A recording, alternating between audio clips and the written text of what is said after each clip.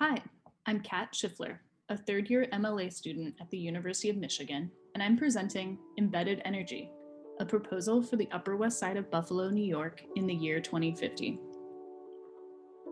Buffalo has several key characteristics that contribute to its overall livability.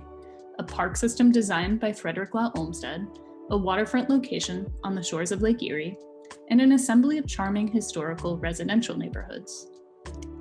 The Upper West Side neighborhood is representative of these three characteristics. Within the neighborhood's bounds is the Olmsted-Richardson campus, a former working farm and asylum designed for psychiatric inpatients in the early 19th century. The Niagara River and Lake Erie form the eastern border of the Upper West Side, and a vibrant collection of old homes form the core of a neighborhood that's bordered by small retail and sparse industry. The Upper West Side is around 50 blocks in size, about 4.5 square miles. It's currently home to around 10,000 residents, and if climate migration increases the population by an estimated 17%, as some have projected, this adds an additional 1,700 or so people to the neighborhood. The Upper West Side is also representative of the planning follies of years past. In the 1950s, the Scajaquada Expressway was built to facilitate car travel from the suburbs to downtown Buffalo, severing the Olmsted Parkway system, dividing neighborhoods and literally overshadowing the creekshed by the same name.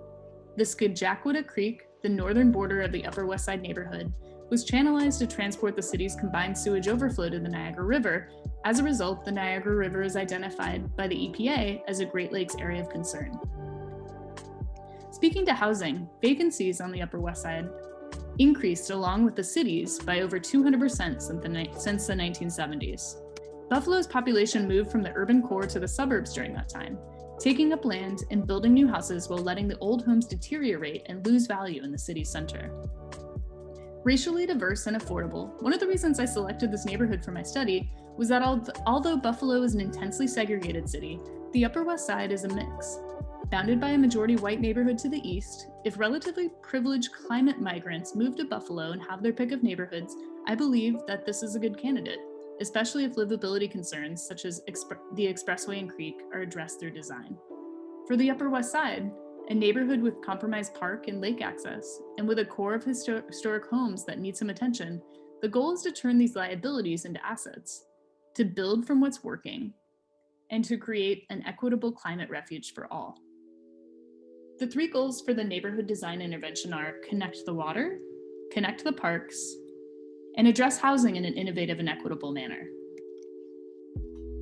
The strategies to do that are through the restoration of the Scajaquada Creek, an implementation of a green ladder strategy to address street trees and stormwater in the interior of the neighborhood, and through the creation of a bold new park amenity, a salvage park to the north.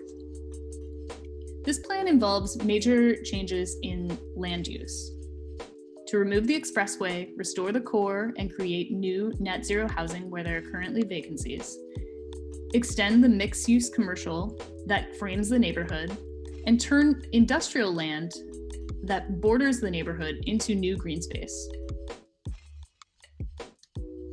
Embedded energy refers to neighborhood design interventions that emphasize and improve upon existing networks, and within the context of the Green New Deal, look to create a decarbonized Buffalo by making large infrastructure changes that would create green jobs, specifically for the people who live on the Upper West Side. Strategy number 1 is the Green Ladder. The Green Ladder describes a plan for the interior residential area. The plan limits cars, creating spaces for connection and later new housing. It invests in major stormwater infrastructure and addresses Buffalo's diminished tree canopy through extensive street tree plantings.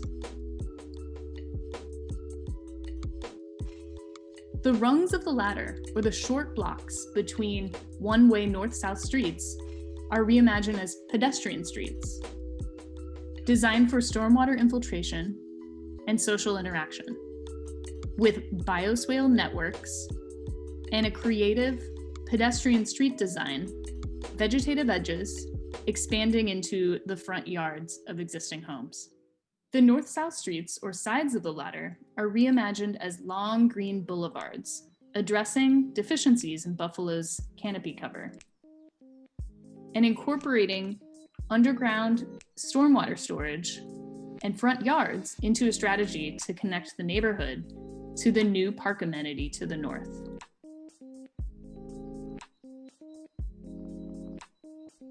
Phase 3 of the Green Ladder strategy addresses housing, emphasizing a renovation of existing housing to be energy efficient and the construction of net zero infill in the vacant lots.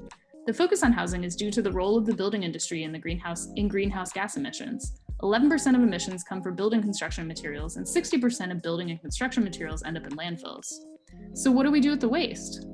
We create a closed loop system wherein all the housing refuge in the neighborhood is used to create earthworks, capped waste mounds that literally encapsulate neighborhood history in a sustainable manner, eliminating the carbon offsets of transporting and storing waste elsewhere, but instead turning it into a neighborhood archaeology installation and creating jobs in the process.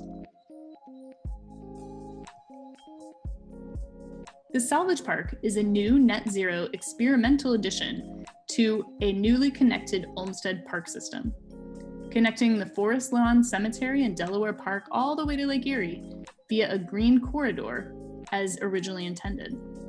To address the creek restoration within the Salvage Park, the creek will be reinforced and widened, allowing for change in water levels with terraces. New meanders, off-channel storage, and vegetated banks will slow down and filter the water on its way to the Niagara River.